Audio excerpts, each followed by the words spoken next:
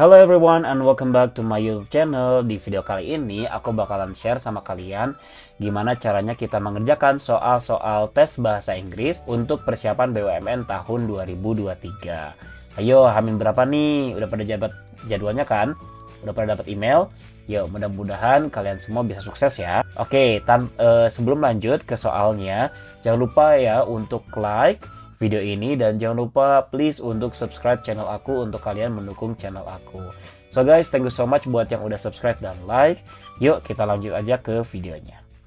Seperti biasa, aku kasih waktu 5 detik buat kalian jawab setiap soal yang diberikan. Yuk, untuk jawaban ini, untuk pertanyaan ini silakan kalian kerjakan dulu. 1, 2, 3, 4, 5. Oke. The company has decided to extend the internship period for it changed the internship regulations last year. Oke, kalau kita lihat di sini ya, ini kan ada has decided. Di mana has, ya, di mana has atau have, kalau ketemu dengan kata kerja, maka kata kerjanya harus dalam bentuk yang ketiga. Kita lihat ternyata decided ini dalam bentuk yang ketiga, berarti yang A-nya benar. Nah, kalau dia sudah has decided seperti itu, maka ini disebut sebagai present perfect. Ya, present perfect. Apa itu present perfect? Present perfect adalah di mana kejadian itu terjadinya di masa lalu, ya, dan masih berlangsung hingga sekarang. Ya, berarti di sini dia terjadinya di masa lalu dan masih terjadi hingga sekarang. Makanya dia menggunakan present perfect. Yang dimana rumus present perfect itu adalah subjek ditambah have atau has, tergantung subjeknya ya, ditambah verb 3. Nah, biasanya ini kan itu kan sesuatu yang dimulai dari tahun lalu, dimulai dari masa lalu yang terjadinya sampai sekarang. Berarti di situ kan ada durasi tuh ya. Durasi lamanya dari dia mulai sampai sekarang. Ada durasi. Kalaupun nggak ada durasi, itu pasti ada bentuk waktunya. Kapan dia mulai gitu kan. Jadi ada dua hal dalam present perfect ini. Yang pertama, kita ngomonginnya durasi karena dia mulai dari masa lalu terjadi sampai sekarang. Atau kita ngomonginnya adalah waktu kapan dimulainya. Dia mulainya kapan? Dari masa lalu gitu. Maka di sini akan ada ketemu dengan lanjutannya itu adalah for atau since. Apa bedanya? Kalau for itu adalah lamanya durasi. Ya, durasi dia mulai dari yang masa lalu itu sampai sekarang kita hitung, maka itu adalah durasi kalau pakai for. Tapi kalau since itu adalah waktu dimulainya. Ya, waktu dimulai. Jadi kalau misalkan, sejak kapan kamu? Berarti pakai since. Tapi kalau berapa lama, berarti pakainya for. Gitu. Karena kalau for itu durasi lamanya, sedangkan kalau since adalah waktu dimulai. Misalkan saya sudah belajar bahasa Inggris dari tahun, misalkan ya, dari tahun 2013 sampai sekarang 2023 gitu ya. Nah, berarti kalau for, itu durasi berarti tinggal dikurangin aja. 2023 dikurangin 2013 berarti 10 tahun. Itu kalau for. Tapi kalau since itu sejak kapan? Sejak tahun 2013 gitu. Berarti jelas dong di kalimat ini yang salah yang mana? Ya, jelas dong yang salah adalah yang B. Apa? Kenapa salah? Karena harusnya dia bukan for. Karena it changed the internship regulations last year itu adalah waktu dimulainya. Maka harusnya ini diganti dengan since. Kalau kita artikan, perusahaan telah memutuskan untuk memperpanjang masa magang sejak dia mengubah peraturan magang tahun lalu. Jadi, aturannya itu sudah diubah sejak tahun lalu. Maka jawabannya yang B. Oke, yuk kita lanjut ke soal yang berikutnya. Morgan has yet confirmed how many papers he will need to print the magazine. Oke, aku kasih waktu 5 detik buat kalian jawab. 1, 2, 3, 4, 5. Oke. Sebenarnya ya, ini tuh emang susah gampang, tapi nggak apa-apa. Coba kita cek aja satu-satu. Morgan has yet confirmed. Sepertinya mungkin ya, sepertinya secara penglihatan nggak ada yang masalah. How many papers he will need to print the magazine. Semuanya juga nggak ada masalah ya. Tapi coba deh, kita coba eliminasi sesuatu yang memang betul berdasarkan pengetahuan yang sudah kita dapatkan. Kita lihat, ternyata papers di sini betul kan? Ya, kita lihat dulu yang gampang-gampang nih. Papers di sini betul karena apa? Karena dia many ya, many itu kan banyak, berarti betul many-nya. Oke, berarti many papers betul. Kalau papersnya salah, pasti many-nya juga salah. Jadi kan nggak mungkin dua-duanya salah. Kemudian, he will need to print. Memang ya, kalau ada need, ketemu dengan kata kerja, dia harus ditambahkan dengan to. Maaf. Dia harus dipisahkan dengan to. Sehingga need to print adalah betul.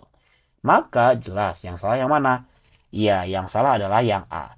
Tapi kenapa yang salah bisa yang A? Nah, mungkin ini adalah aturan grammar yang mungkin baru kita ketahui ya, atau jarang banget gitu ya. Kita lihat ternyata jika kita melihat ada subjek ditambah have atau has, ya, kemudian dia ketemu dengan yet, gitu. Maka dia akan ketemu dengan apa? Dengan to plus verb one. Dia akan selalu ketemu dengan to plus verb one. Di mana rumusnya adalah has yet atau have yet. Itu selalu ketemu dengan to plus verb one. Di mana bagian A dia adalah bukan to plus verb one. Dia itu confirmed. Dia itu bisa verb 3, bisa verb 3, bisa juga verb 2. Tapi dia bukan to plus verb one. Maka jawabannya salah. Maka harusnya yang A. Gitu. Nah, kalau kita bisa bikin kalimatnya, Morgan has yet, berarti to ya, to confirm, gitu. Ini terusannya, ini sama dengan Morgan has not confirmed bla bla bla bla bla bla yet di akhirnya.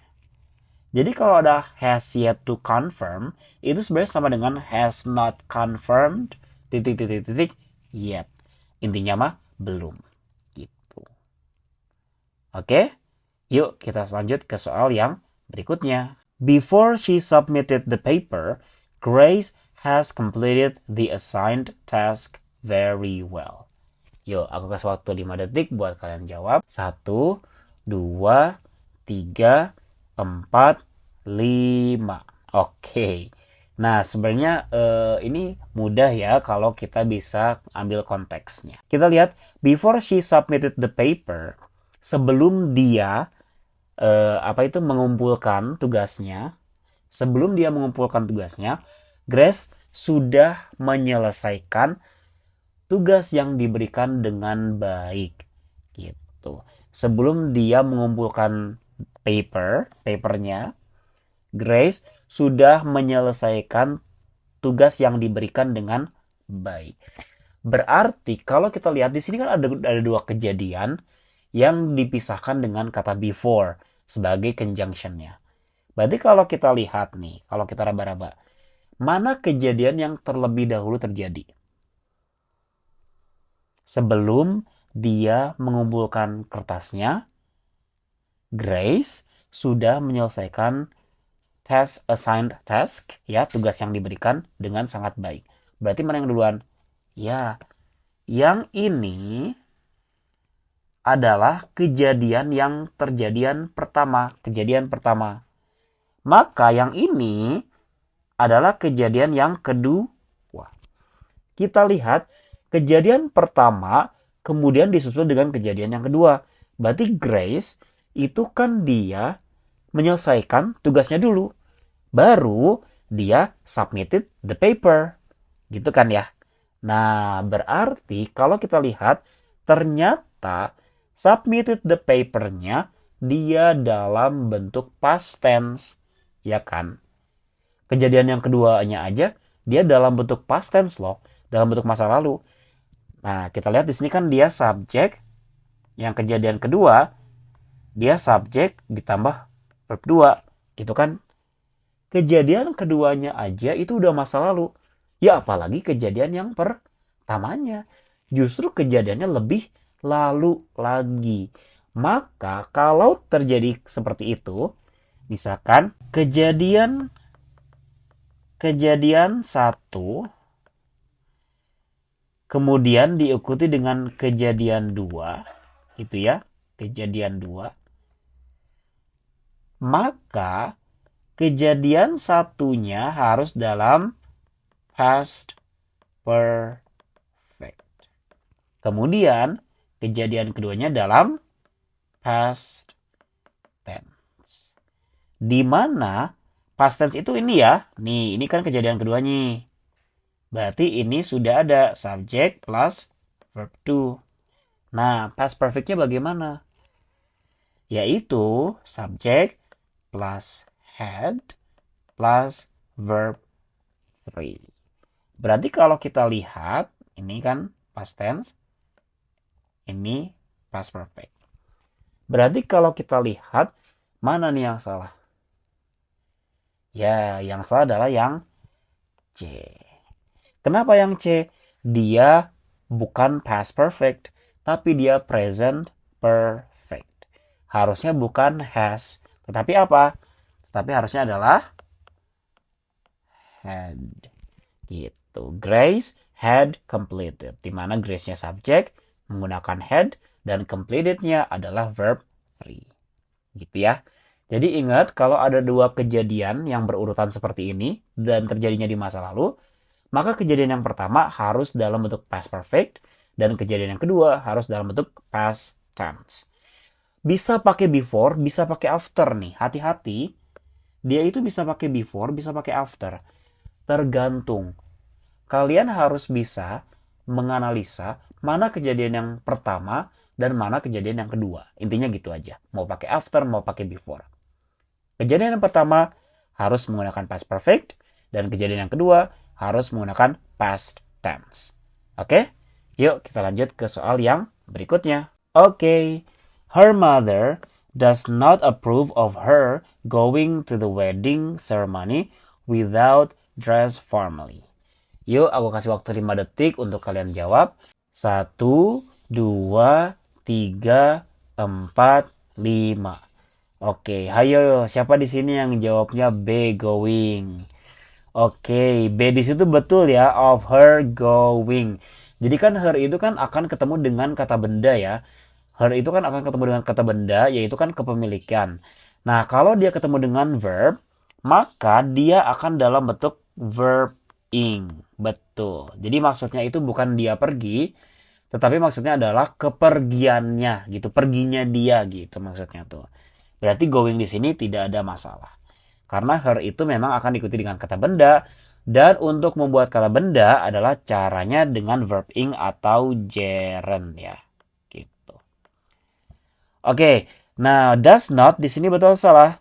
Does not di sini betul ya, jadi nggak ada masalah juga karena dia nggak ada tensisnya, kapan waktunya, apakah kemarin atau masa depan atau masa lalu nggak ada, jadi di sini betul.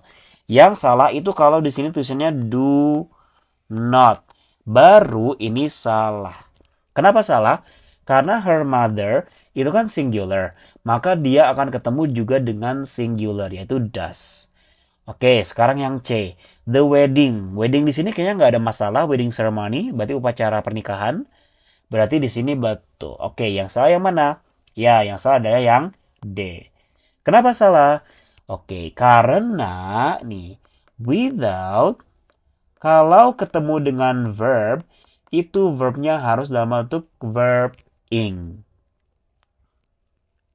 Atau kita sebut sebagai gerund. Kenapa? Karena without ini termasuk keluarga preposition. Setiap preposition, apabila ketemu dengan verb, harus dalam bentuk gerund atau dalam bentuk verb ing. Maka jawabannya adalah Yang D, harusnya dressing ya. Jadi ada ing-nya. Harusnya dressing. Gampang kan? Yuk kita lanjut ke soal yang berikutnya. Every time my sister buys things, she will always ask how much do they cost because she never brings more money. Yuk aku kasih waktu 5 detik buat kalian jawab. 1, 2, 3, 4, 5. Oke. Kalau kita lihat buys things, di sini nggak ada masalah ya. Kenapa nggak ada masalah? Karena every time itu adalah sebuah rutinitas. Kan every time, setiap kali, setiap waktu gitu ya. Berarti itu adalah sebuah rutinitas. Kalau rutinitas, dia maka menggunakan simple present tense. Yang dimana simple present tense itu kan subjek ditambah verb 1. Yang verb satunya akan ada S atau ES-nya kalau subjeknya singular. Kita lihat my sister, ini kan subjeknya singular. Berarti by-nya harus menggunakan S. Berarti ini betul. Ya, sesuai. Oke, sekarang she will always ask. Dia akan selalu bertanya. Jadi kayaknya always di sini juga nggak ada masalah ya. Maka always di sini betul. How much do they cost? Berapa harganya? Nah, do they cost di sini mungkin ya ini bisa jadi. Tapi kita lihat dulu because she never brings more money karena dia tidak pernah membawa uang lebih. Gitu mungkin maksudnya adalah dia tuh selalu bertanya harganya berapa karena dia nggak pernah bawa uang lebihan. Jadi kayak bawanya tuh pas-pasan mulu. Nah, berarti kalau misalkan ternyata harganya itu lebih dari yang dia bawa, dia nggak akan beli. Tapi kalau harganya ternyata lebih murah, dia bisa beli. Nah, berarti more money di sini nggak ada masalah ya. Oke, betul. Maka jawaban yang salah yang mana? Jelas, jawaban yang salah adalah yang C. Kenapa coba yang C? Nah, dia akan selalu bertanya berapa harganya gitu kan, harga barang-barangnya karena nah gitu ya. Berapa harganya karena pertanyaannya adalah kata atau kalimat berapa harganya, apakah itu pertanyaan atau pernyataan? Jelas, kalimat berapa harganya ini adalah pernyataan atau statement, bukan pertanyaan, bukan question. Kenapa? Karena kalau dia pertanyaan aneh, dia akan selalu bertanya berapakah harganya, kan nggak gitu. Tapi dia akan selalu bertanya berapa harganya karena dia tidak pernah membawa uang lebihan. Berarti harusnya pernyataan. Nah, tapi di kolom C itu dia ada do. Yang dimana do-nya muncul sebelum subjek. Ini subjek, kemudian dia ada do-nya dulu sebelumnya. Berarti kalau ada are, am, is, was, were gitu ya, atau ada do, does, did, atau ada modal verbs yang muncul sebelum subjek, maka itu udah pasti kalimat pertanyaan. Sedangkan yang kita butuhkan di sini adalah kalimat pernyataan. Gitu. Berarti seharusnya do di sini dihilangkan. Maka jawabannya yang C. Kalau kita artikan, setiap kali adikku membeli barang-barang, dia akan selalu bertanya berapa harganya karena dia tidak pernah membawa uang lebih. Jadi kalimat berapa harganya itu bukan dalam bentuk pertanyaan, tetapi pernyataan. Oke, mudah bukan? Yuk kita lanjut ke soal yang berikutnya. Pengennya sih kita jawab bareng-bareng ya. Tapi untuk soal kali ini spesial buat kalian kerjain sendiri. Silakan kalian tulis di kolom komentar jawabannya A, B, C atau yang D. Kemudian kalian kasih alasannya nih kenapa kalian jawabannya itu. Nanti untuk komentarnya akan aku balas mana yang betul dan aku akan balas komentar kalian. Oke, so guys, sekian dulu untuk video kali ini. Semoga bermanfaat untuk kita semua. Jangan lupa untuk dukung channel aku dengan cara klik subscribe. Dan jangan lupa juga aktifkan lonceng pemberitahuannya. Mudah-mudahan kalian bisa lancar dalam mengerjakan tes bahasa Inggris nanti ya. Oke guys, so thank you so much for watching. And I'll see you guys on my next video. Bye-bye.